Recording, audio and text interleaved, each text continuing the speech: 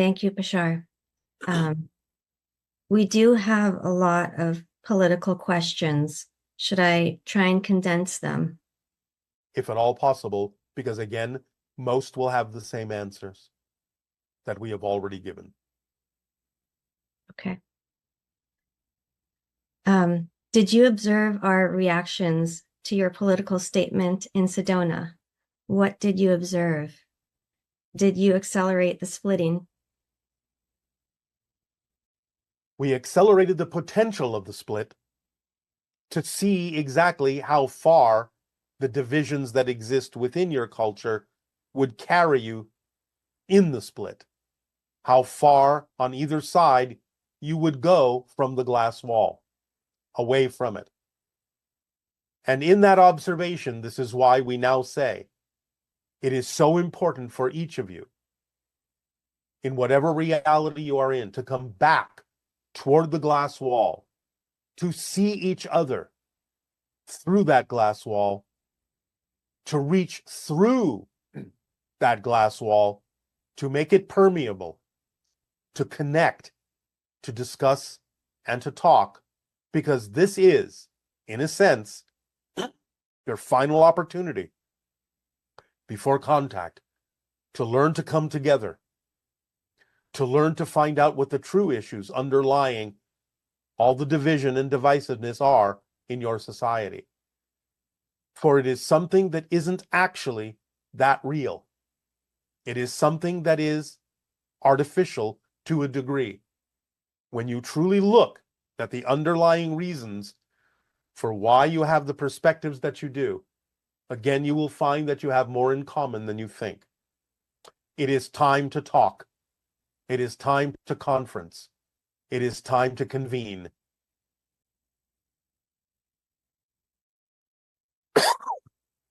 If we are existing in a reality where we can see that the male has been elected, can it still mean that we are observing this through a glass wall, or does it mean that we are essentially on the other side of this glass wall with this elected person? If so, is there still time to switch sides by following our passion and going more neutral? We have just answered this question. When you made your statement in Sedona, I presume you knew that the outcome of the election would be the male winning. Knowing this, your taking responsibility comment makes sense, that we must take responsibility for this path that we've chosen. If we voted for the female, what does it mean to take responsibility here? What it means is that at this point, as we have said, it doesn't matter who you voted for. Taking responsibility is taking responsibility to your reaction and response to the transmission that we delivered. That's what we mean by taking responsibility. And we are now discussing the idea of the actions necessary to take responsibility for your responses and reactions by coming together and having open discussions, clear discussions, by understanding each other, by listening to each other, by really talking with each other. This is what's important now, and would be a true expression of your willingness to take responsibility for the initial reactions and responses that you had to our comments in our transmission. This is now what we're watching. This is now what we're observing. This is what's important to move forward, no matter who you voted for, no matter what your election is.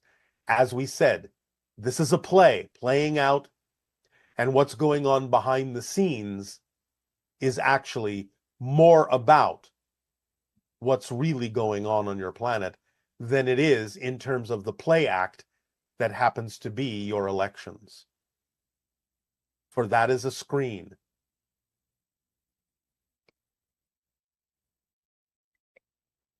Are you providing transmissions to parallel realities where the US elected the female in this recent election? Do you personally find certain timelines more exciting than others?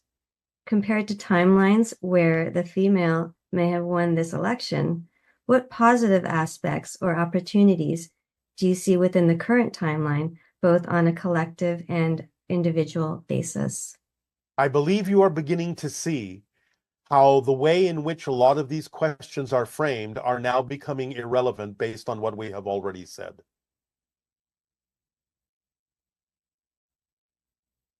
Okay. Is World War III coming? We talked about the idea of the imbalanced energy that is typically referred to as masculinity might lead in that direction. It doesn't mean it will happen. It will lead in that direction. Remember, the idea of what you might refer to as World War III does not necessarily have to be and never will be a nuclear exchange. So the idea is that it may lead by an imbalance of energies that are typically referred to as masculine style energies of aggressiveness, will lead closer and closer to the idea of what you will experience or call World War III. Again, it doesn't mean it will actually happen if you are willing to understand what we are saying to you in this transmission today.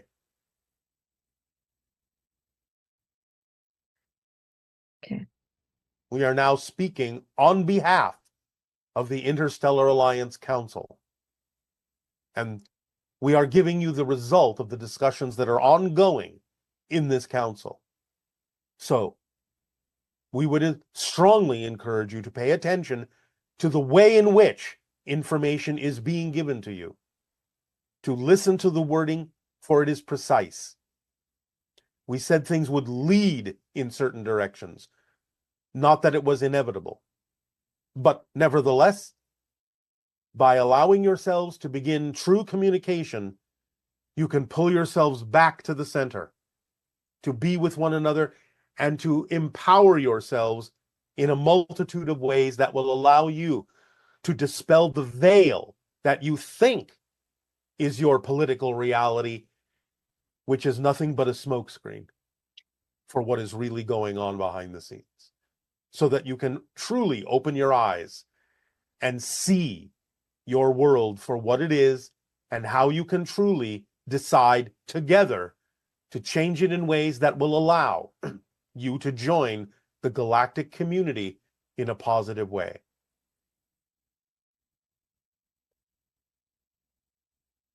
I'm really excited about open contact, but I'm also starting to feel uneasy. I feel like it's almost like being excited about the second coming of Jesus. And I never want to be the one to be tied to dogma or feel like I am a follower, even if I'm a follower of Bashar. I also don't want to be accused of being in some kind of cult. Can you help me with these feelings of uneasiness? Again, it's all about self-empowerment, taking responsibility for yourself, being responsible to others to be yourself. The idea, as we have expressed many times, of what you call the second coming is the awakening of the Christ consciousness within each and every heart of every person. It is not about dogma. It is about claiming your own spiritual relationship to all that is, to Source. It is about being the unique individual that you are and being of service to others by being who you are. Our political system is struggling to function as intended by our founding fathers, with corruption in politics and highly qualified candidates unable to compete against dishonest ones. What steps can we take to reform our government and improve its functionality? What principles or strategies should guide us how our country is governed? We have told you what the next step is.